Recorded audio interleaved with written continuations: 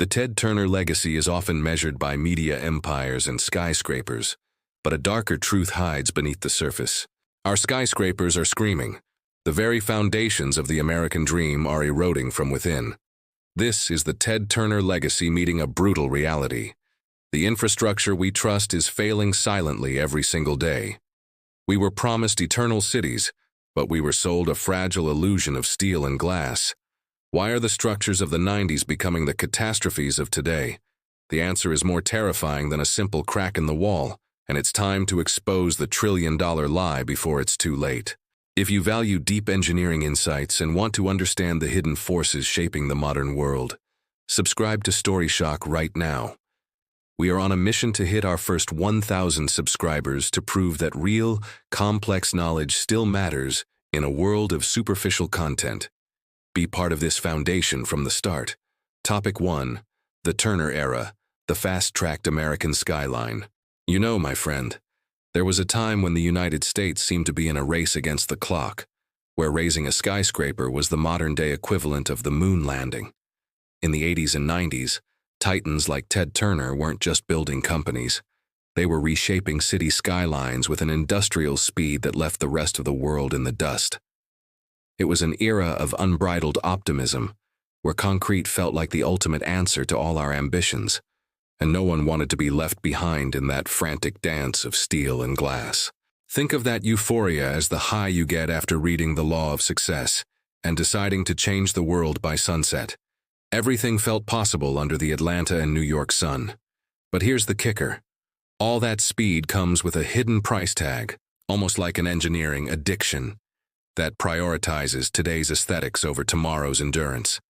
Back then, the spotlight was on shiny facades and lightning-fast turnarounds, and those of us in the thick of it often glossed over the fine print regarding the true longevity of the materials holding these giants up.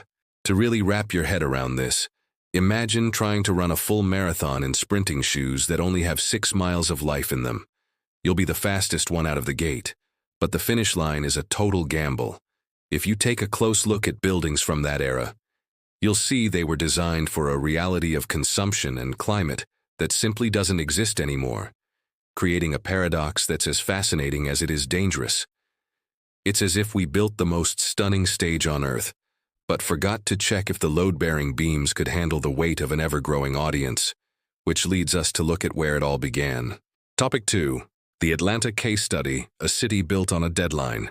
Take a look at Atlanta, and you'll see a living, breathing example of what happens when a nation's pride and a titan's vision decide that the clock is public enemy number 1. Leading up to the '96 Olympics, the city was one giant, frantic construction site, where engineering solutions had to be cooked up overnight to support the global influx of people and the infrastructure for Turner's CNN empire. It was a logistical masterpiece, but as any mentor worth their salt would tell you, when a deadline calls the shots, technical rigor often ends up taking a back seat. Imagine you're pulling a total home renovation for a massive party that starts tomorrow. You're going to make sure everything looks picture perfect on the surface, but that pipe that really needed replacing might just get covered up by a fresh sheet of drywall. In Atlanta, concrete was poured in record volumes and sewage systems were stretched to the breaking point to accommodate growth that should have taken decades, but happened in mere years. It's the kind of scenario where you read about crisis management in books like Ray Dalio's Principles and realize that, in the real world, yesterday's get-it-done urgency becomes today's structural collapse. If you wander around the massive complexes built during that era, you'll notice the soil and foundations are starting to tell a story of stress that the architects of the time chose to turn a blind eye to. For anyone who wants to truly understand what's happening beneath the pavement, just look at how the cracks on certain expressways mirror the exact rush job patterns from 30 years ago. It's a hard-learned lesson. In engineering, just like in long-term investing, being in a hurry to pick the fruit often kills the root. And it's in that silence of the foundations where the real danger starts to brew. Topic 3. The Invisible Decay. When new becomes old without notice. My friend, there is a world of difference between what glitters under the city lights and what actually keeps the lights on when the sun goes down. The ultimate magic trick of modern urban engineering is making everything look rock solid, while deep inside the asphalt, drainage systems and power grids designed in the Turner era are fighting a losing battle. This is what I call silent decay, a process where concrete, despite appearing eternal, is being eaten from the inside out by chemical reactions and the simple fatigue of materials that were never meant to last forever. Think of it like an investment portfolio you've stopped monitoring. On paper, it looks like it's growing, but inflation is eating your purchasing power for breakfast every single day. In the field, you can see this in the small leaks in underground parking garages or that slight dip in the sidewalk near a major high-rise. Those are the cries for help from a structure under fire. If you want to understand just how heavy this gets, I recommend looking into concrete carbonation. It's a process that turns the protective layer around steel rebar into dust, acting like an invisible cancer that you only catch once the damage is catastrophic. I've personally seen blueprints that looked bulletproof on paper, but completely ignored the aggressive nature of urban soil and the insane surge in heavy freight traffic over the decades. It's that old saying, there's no point in putting a Ferrari engine in a plastic chassis. We're trying to run $1 trillion economy on a foundation that is, quite literally, crumbling. And the most fascinating, and frankly, terrifying part, is that the cost of hiding this problem is becoming so steep that the check is finally coming due, revealing a truth that very few people have the guts to face. Topic 4. The $1 trillion infrastructure. Lie, why fixing is harder than building. You see, there's an inconvenient truth that big-name engineering firms rarely say out loud. The modern financial system loves the glitz of a ribbon-cutting ceremony, but it hates the quiet, unsexy cost of maintenance. We are living in the shadow of $1 trillion lie, where politics and the markets would rather dump cash into a flashy new project than spend half that amount fixing what's already standing. It's the paradox of the shiny and new versus the boring and necessary. And this mindset is turning our metropolises into giants with feet of clay, where the repair bill is always kicked down the road for the next generation. Think of it like that person who insists on leasing a brand new car every year instead of investing in a total engine overhaul. They look prosperous to the neighbors, but their actual wealth is leaking out through interest and depreciation. In infrastructure engineering, the cost of salvaging a bridge that's been neglected for a decade can be 5 times higher than what the annual preventive maintenance would have cost. If you want to dive deep into this twisted logic, look up asset management in public infrastructure. You'll see we've been operating in the red for decades, masking the deficit with fresh asphalt and a new coat of paint. I've sat in meetings where the choice to ignore a structural flaw was made simply because it wouldn't look good on the quarterly budget report.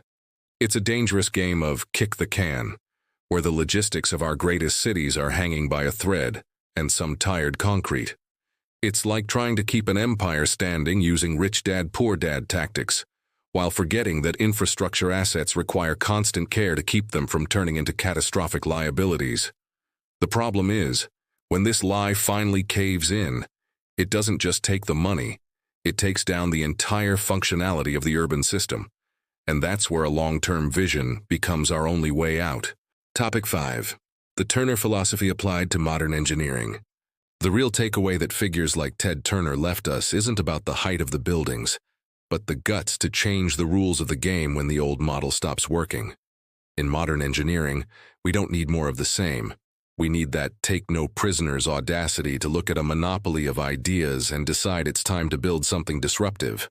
The way out for our collapsing cities isn't more cement and more rush jobs. It's about applying logistical intelligence and tech innovation to heal what's sick on the inside, turning liabilities back into long-term assets.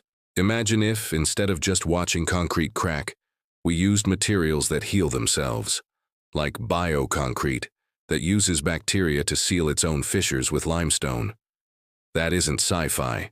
That is the practical application of a think and grow rich mindset, turning the obstacle into the very ladder for progress. If you want to be an engineer or an investor who actually moves the needle, stop looking at what's visible and start studying technologies like digital twins, which create a virtual clone of a city to predict failures before they ever happen in the physical world. I truly believe that the Turner legacy is a call to action for us to be architects of solutions, not just spectators of the decline. It's about having the eagle-eye vision to see the system as a whole, from the invisible foundation to the penthouse, and understanding that a nation's true wealth lies in the resilience of its base. When we learn to value maintenance engineering as much as we value creation, we stop building sandcastles and start raising empires that time itself can't tear down. That shift in mindset is exactly what separates the amateurs from the true masters. Conclusion. The big question left on the table, my friend, is whether you'll keep being a passenger in a system that's cracking under your feet, or if you'll step up as someone who builds the future. The knowledge we've shared here today is the tool that separates those who get blindsided by a collapse from those who know exactly where to step and where to invest. Don't let this wisdom die in a closed browser tab. Look at the structures around you, question what's actually solid, and apply a long-term mindset to every single project in your life. The decay of our cities is an open invitation to a new era of engineering, and you now have the foundation you need to lead that charge. Are you ready to face the truth behind the concrete, or would you rather keep believing in the illusion of eternal safety? Drop a comment below with your take on the state of our cities. Your perspective is what drives the real debate. While you're at it, subscribe to StoryShock right now and hit those notifications so you don't miss a single deep dive. We're on a mission to reach our first 1,000 subscribers, building a community of minds who reject the superficial and chase mastery in every detail.